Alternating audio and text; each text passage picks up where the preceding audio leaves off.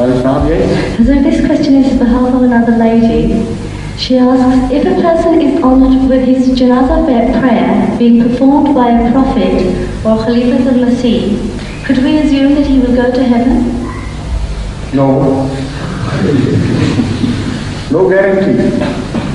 On this earth, there is no guarantee for anybody to go to heaven, because there was no guarantee even vis-a-vis Hazur Akram sallallahu alayhi wa sallam, and the Holy Quran mentions it clearly.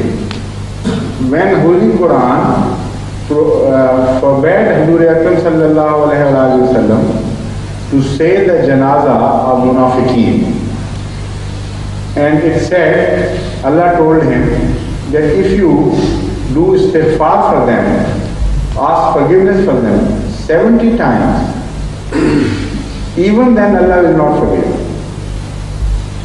And Hazur Akram sallallahu alayhi wa sallam is known to have said that if I knew that Allah would forgive them, if I said it 71 times, I would do it 71 times or more than that.